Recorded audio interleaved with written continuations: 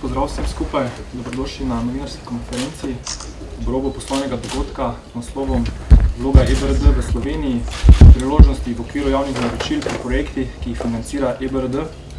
Naj vam predstavim današnje sogovornike.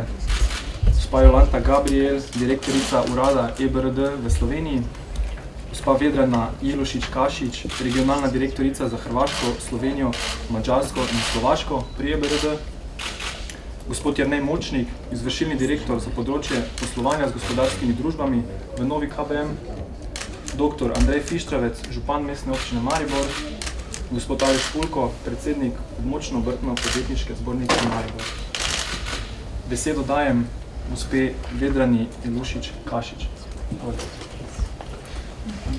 Thank you very much for being here today, and special thanks to Mayor Fištravec, as well as Mr. Aleš Pulko, as well as Mr. Močnik for the NKBM for helping us in arranging this event, which we thought has been very important for both the local corporates as well as for the EBRD.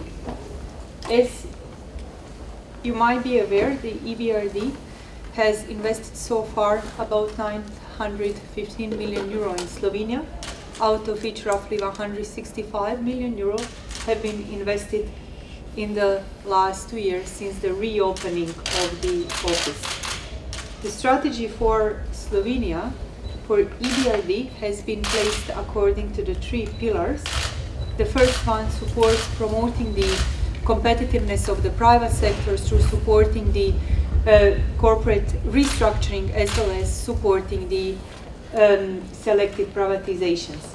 In terms of the Slovenian competitiveness, we do believe that there are things that countries in the region can learn from Slovenia that ranks higher than many of the countries on the global competitiveness index, particularly if you look at the industrial base and the increase in the industrial activity that has been in Slovenia.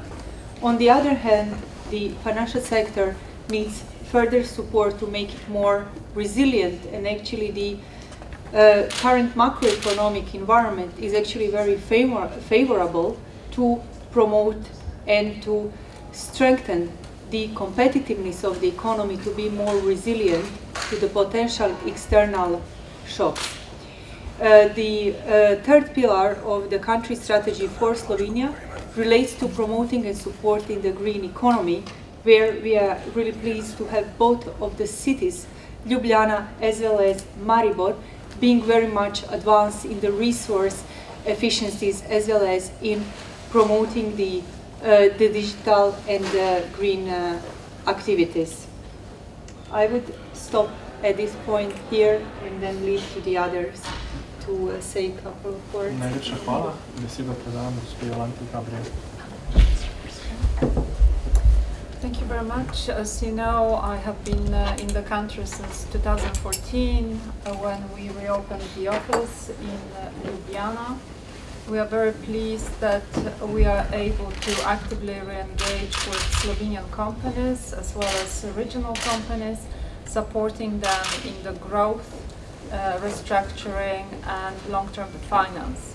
We focus very much on manufacturing and services, where of course Slovenia has a lot of opportunities, good companies with strong R&D, and where a lot of improvement can be still made in Slovenia as well.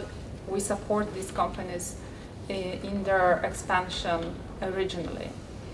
In addition, of course, we're looking at selected privatizations and pre-privatizations, for example, with our loan facility to Paloma.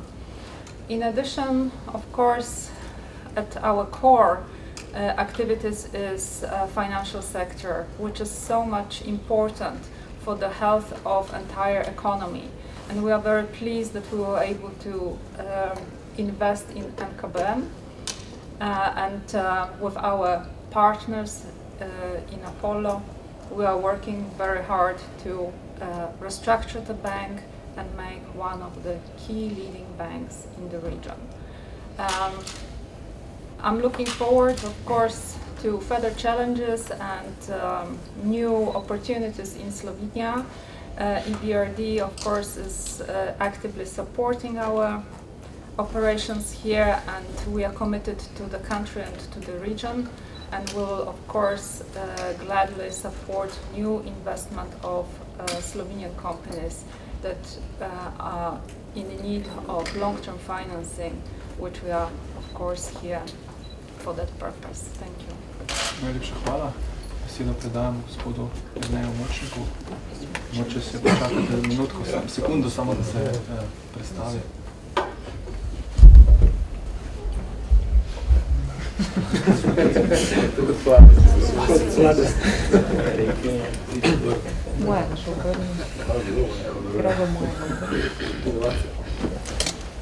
Hvala lepa. Dobrodošli tudi v imenu nove KBM. Kot je bilo že danes nekajkrat rečeno, skupaj z našim tokrat tudi lastnikom EBRD-jem smo zelo veseli, da smo uspeli pritegniti tudi lokalne partnere, s katerimi tudi sicer sodelujemo. Nova KBM ima zelo ambiciozne plane v naslednjem obdobju in teh planov zagotovo ne bo mogoče izpolnjevati samo skozi klasično bančno poslovanje. Ocenjujemo namreč, da je zelo pomembna tudi informacija, da je za regijo, kot tudi za državo, so pomembni projekti in EBRD je pravzaprav eden od ključnih partnerjev, ki ima na tem področju veliko znanj, izkušenj, dobrih praks, ki jih lahko pravzaprav tudi podeli nam tukaj. Vloga naše banke v tem kontekstu zagotovo je večplastna, najprej pripeljati financerja v okolje, potem pa seveda tudi podpirati vse lokalne partnerje, podjetja, ki bodisi prihajajo iz mestne občine Maribor, kot investitorja, ki so lahko člani območne obrtne zbornice Maribor ali pa Štajerske gospodarske zbornice, ki je tudi partner, seveda s ciljem, da prispevamo k razvoju in rasti regije, kar seveda sopada tudi z našimi cilji v prihodnje.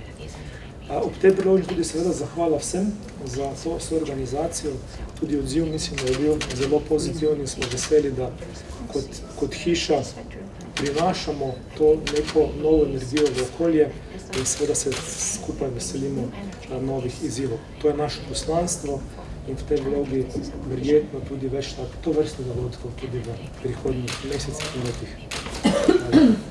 Najlepša hvala. Besedo dajem županu dr. Andreju Fištracu.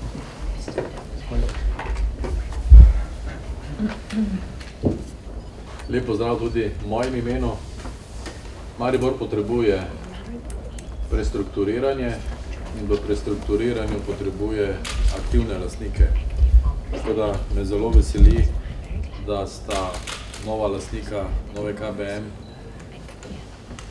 prišla sem kot aktivna lastnika. Današnji dogodek je tudi pokazatelj tega, da sta oba aktivna lastnika, ki želita v tem primeru danes nova KBM in lastnik EBRD, da želita pomagati, seveda, ne iz altruističnih, ampak iz čisto poslovnih razlogov. O lokalnem okolju se tudi vidi v odzivu lokalnih podjetij. Mislim, upam, da bo tu čim več pozitivnih zgodb spletenih, ker v tem trenutku so iz zasebni sektor bolj pripravljen partner za operacije EBRD kot recimo mestna občina ali pa občinska okolja, preprosto zato, ker nas država drži zelo na kratko. Kljub temu, da smo na evropski ravni nizko zadolžena podjetja, da tako rečem, nam ne dovolijo zadolževanja. Ne zadolževanja za karkoli, ampak zadolževanja za razvojne projekte, ki dvigujejo kvaliteto bivanja v lokalnem okolju. Ampak to je druga zgodba, ki ne sodi sem, ampak moram jo pa povedati. Ker sami smo že pred 2 letoma želeli vzpostaviti nekaj angažma z Evropsko investicijsko banko in se je zastavilo v Ljubljani, ker enostavno niso mogli razumeti, da bi neko mestece kot je Maribor želelo imeti svoj razvojni fond in potem z različnimi finančnimi mehanizmi uplajati zasebna sredstva, javna sredstva, kreditna sredstva v razvojnih projektih. Ampak jaz mislim, da to je prihodnost in takšen aktivni lastnik, ki tudi postavlja izzive pred nas in da zahteva od nas, da tudi mi najdemo ustrezne odgovore na te izzive. Hvala lepa. Najlepša hvala. Z besedo dajem gospodu Alešu Pulku. Hvala.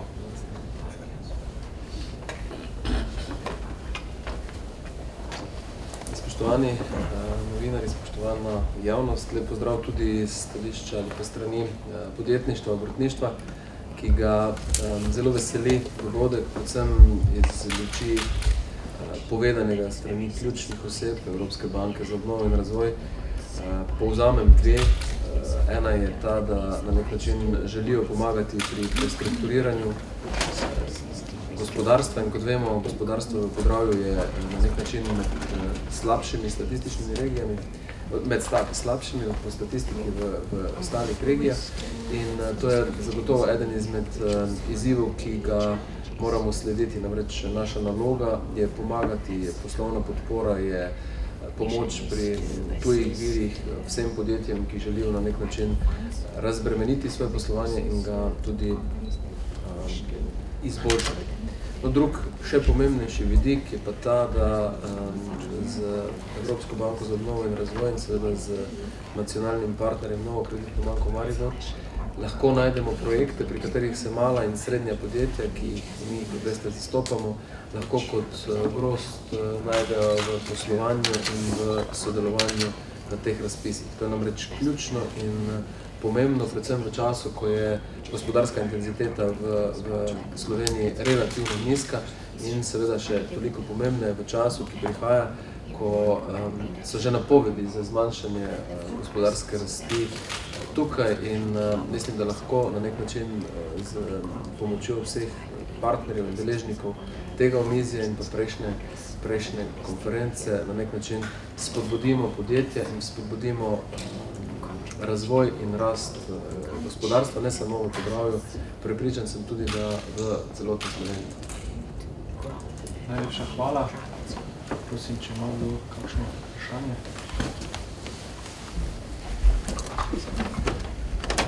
Potem pa bi vas povabil k morebitnim individualnim izjavam. Najlepša hvala.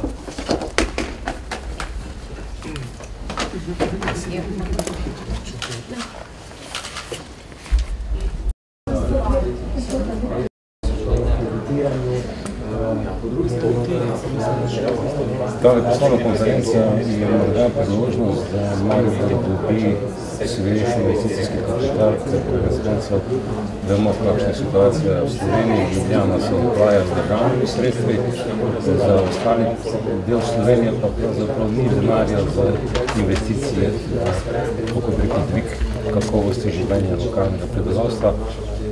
Je to priložnost? To je gotovo priložnost.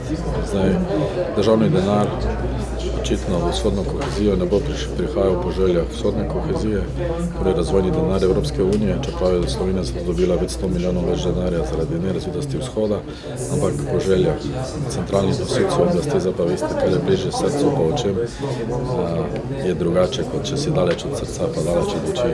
Tako, zato je ta poslovna konferenca pomembna. Pomembna iz dveh razlogov. Prvič za tega, da imamo banko Novo KBM in solastnico banke Evropske banke za obnovo in razvoj, ki je pripravljena tukaj investirati, vidi izzive. To je eno. Drugo pa je to, da s tem EBRD tudi kaže, da je aktivni lastnik, ne samo EBRD, ampak tudi Apollo grupa. In to je potem za okolje pomembno. Zelo smo se bali, da za to privatizacijo izgubljamo lastno banko, ampak z koraki, ki oba lastnika vlečeta, lahko rečem, da tako kot sedaj izgleda tudi projekti, ki jih vodimo skupaj kot mestna občina, da je to še vedno naša banka in bo vedno bolj naša banka.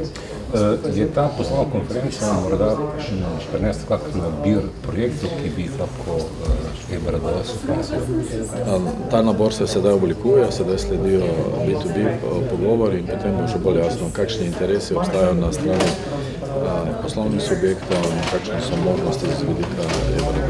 Kaj pa zasebni kapital? To je zasebni kapital v smislu zasebnih podjetij. Dreč pa sama občina, eden od stebrov prihodnih investicij so javno-zasebna partnerstva. Tukaj vidimo največjo priložnost na področju energetskih sanacij. To pripravljamo, sedaj smo pred razpisom javno-zasebnega partnerstva za obnovo Mariborskega otoka. Hvala lepa. Prosim. Lahko vas župan, samo eno kratko vprašanje.